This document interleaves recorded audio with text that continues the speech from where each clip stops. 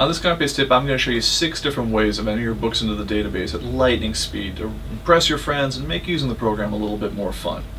Now, a lot of people, when they first see ComicBase, say, wow, there's a lot going on here, where do I even start? And it's true. I mean, there's over 500,000 issues built right into the program when you start, and our guys are adding a couple thousand more every month just to keep up with all the wacky goings on in the world of comic books.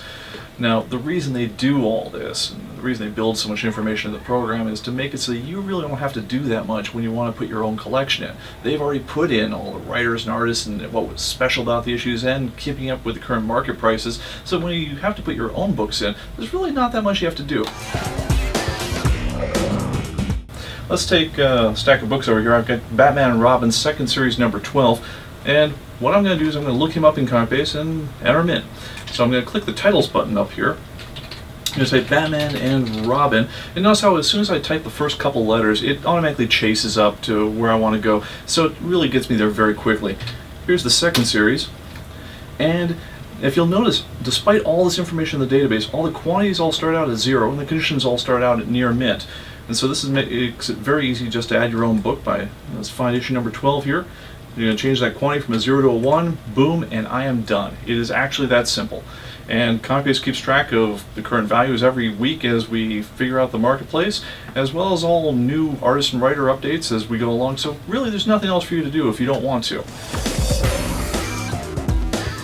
Now, sometimes though you want to get a little more detailed, and like so issue number 13 over here, I don't really like the shape of it. It looks, maybe very fine at best to me. So I'm going to click on this guy here, and I'm going to double click and open up and show you everything we keep in mind about a given issue.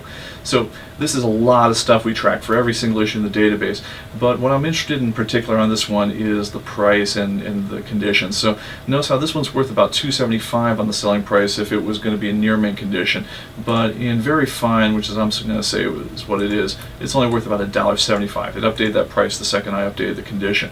I'm going to set the quantity in stock to be 1 in this case, and boom, mark that again, and I'm done with that one.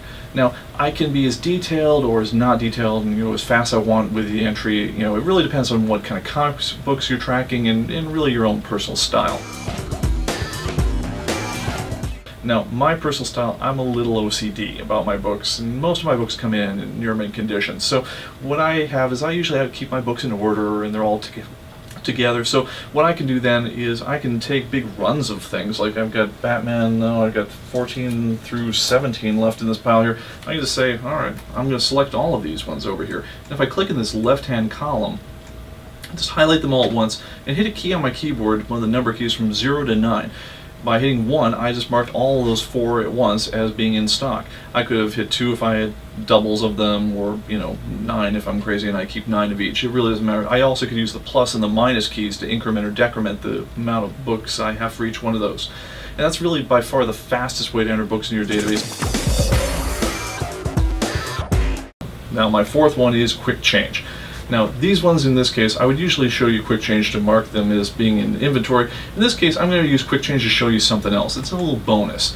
I'm going to go into the edit menu, choose quick change or Control G on my keyboard. And in this case, I'm going to say I bought all these ones at a flea market for $1.50. So I'm going to change not the quantity, but the cost field to $1.50 and hit save. And you'll notice it moves that $1.50 down across all the ones I've already selected. If I've got a lot of things to change for books that I've already selected, it's a great way to do things one after another and change a lot of different values for the same books. Sometimes it's really hard to know what is the right name for a comic book, so why not let the comic book itself tell you? In this case, you'll want a comic book barcode scanner. And what we'll do here is we'll read the barcode scan right off the book and not have to do all that title navigation at the start. To do it instead, I'll use the edit menu's jump to issue command, or Control J on the keyboard. In this case, all I have to do is take this book, scan the barcode, and I don't have to type anything. It takes me straight to Flash 4th series number 19. It's already highlighted, so to add it to my inventory, all I have to do, boom, punch a 1 and we're done. Or, if I really wanted to kick the whole thing into hyperdrive, my last tip of the day is I'm going to go, if I have the archive or professional editions of ComicBase, I'm going to use the batch add comics to inventory command, or Control I on my keyboard. And this lets me run a whole bunch of comic books just like I was running a cash register at a supermarket, where I'm going to come under them and just one after another. batch barcode scan them, and I don't need to steer anywhere. It'll automatically assume that they're in near mint condition and that my cover price was my cost. I can change what it assumes is my cover price in the preferences of ComicBase, but in this case I really am all done. This is what I've got, and I just want to sit down and enjoy my comics. So I'm going to hit save and it'll add them all, and that's it. And if you enjoyed the steps, come on back to ComicBase.com on a regular basis, and better yet, hit the subscribe button, which the folks in post are putting over my head right now. Hope you enjoyed it, and hope to see you soon.